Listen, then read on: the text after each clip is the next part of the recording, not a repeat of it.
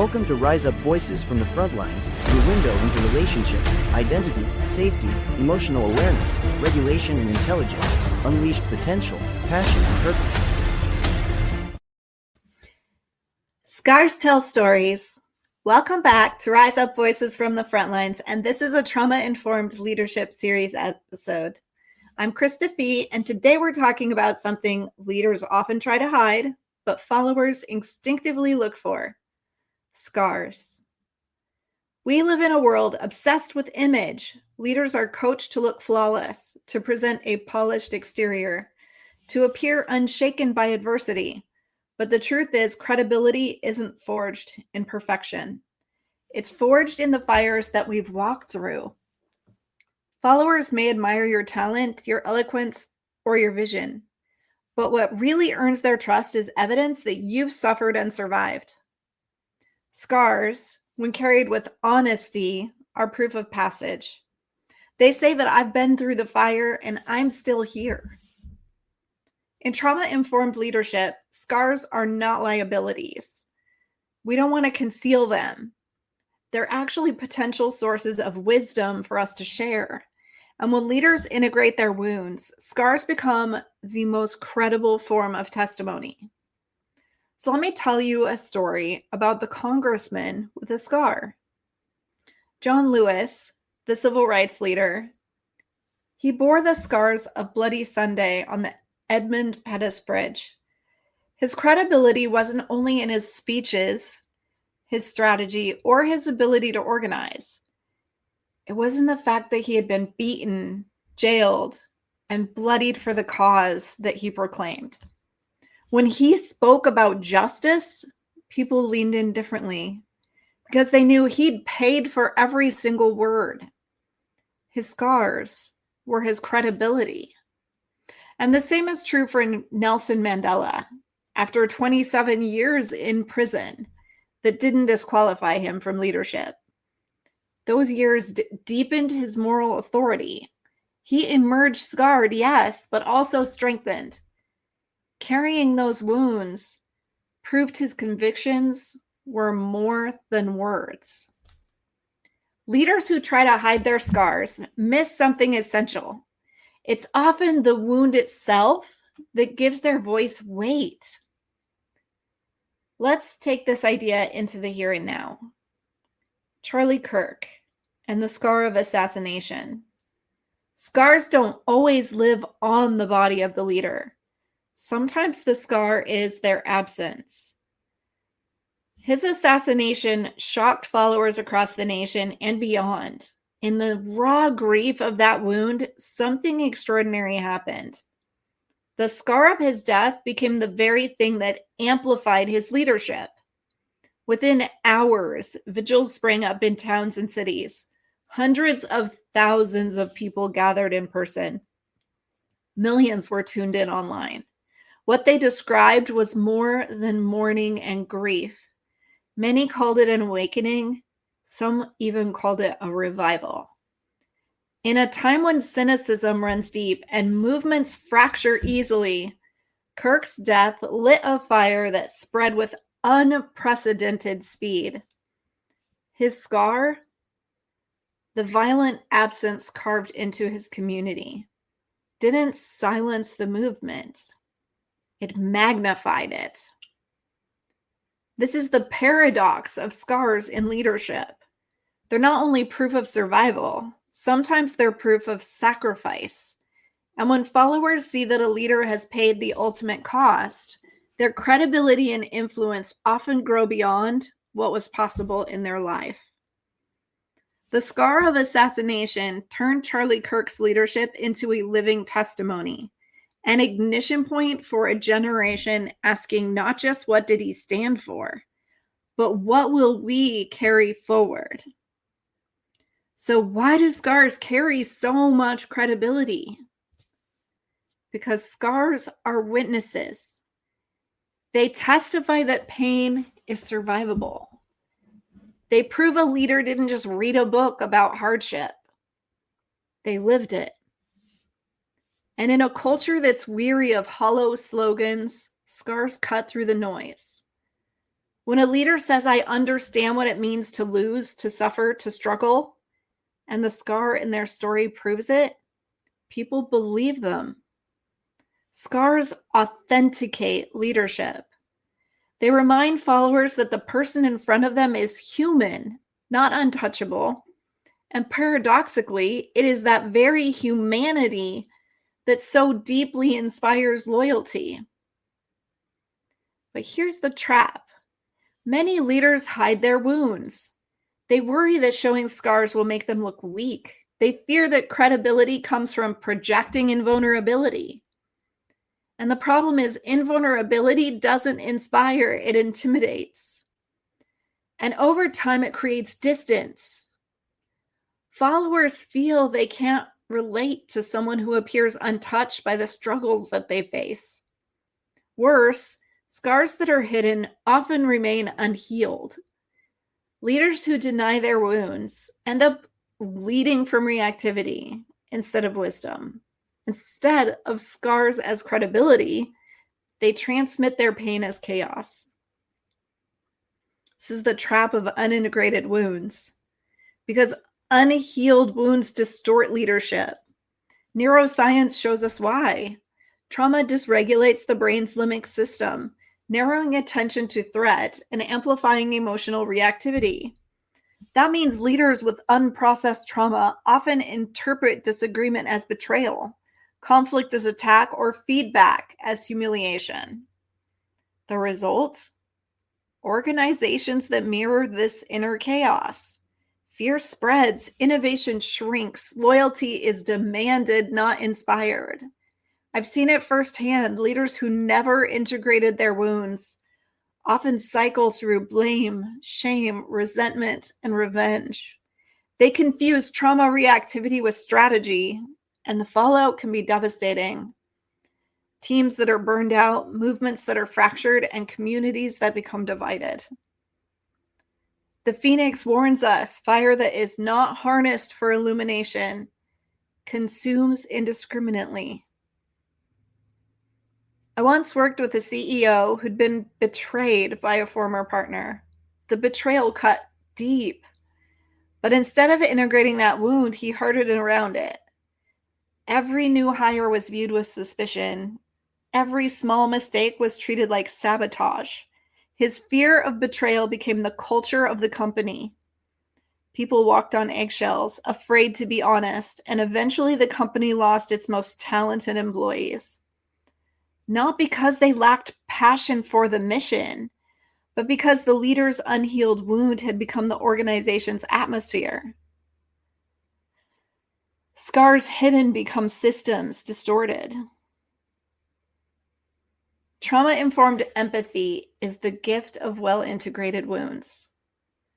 Psychologists call this survivor's empathy. It's the heightened sensitivity trauma survivors often report towards other people's suffering. And neuroscience backs this up. Research on mirror systems, mirror neurons, shows that lived experience of pain increases one's ability to recognize it in others. Leaders who've endured betrayal often become better at building trust. Leaders who've faced injustice often carry sharper radar for inequity. Leaders who have lost deeply may show deeper compassion for other people's grief. This form of empathy is not sentimental. It's pragmatic, embodied, and credible. When a scar speaks through a leader's presence, followers don't just hear the words. They feel the truth. I once knew a nurse who had lost her husband unexpectedly. For months, she struggled to return to work, but when she did, her presence was different. She told me, I don't have to say much of anything. Patients just know that I understand. Her scar wasn't visible, but it was in her voice, her eyes, her way of sitting with other people's pain without flinching. And that credibility made her not just a competent nurse, but a deeply trusted one. Scars, when integrated, allow leaders to sit with suffering without collapsing under it. And that's what makes them so powerful. So how do we learn without being anchored? Here's a critical distinction. Scars need to be there to illuminate, not to anchor us. Some leaders define themselves entirely by their wounds. Their identity gets frozen in the moment of injury. Every story, every speech, every decision circles back to the same trauma. But healing requires both acknowledgement and release. The past becomes part of the story, not the entire story. Judith Herman reminds us that recovery involves reconstructing the story of trauma in a way that restores continuity without freezing identity in the injury itself. The phoenix doesn't stay in the ashes, it rises. Scars should say, "This is where I've been," not "this is what I am."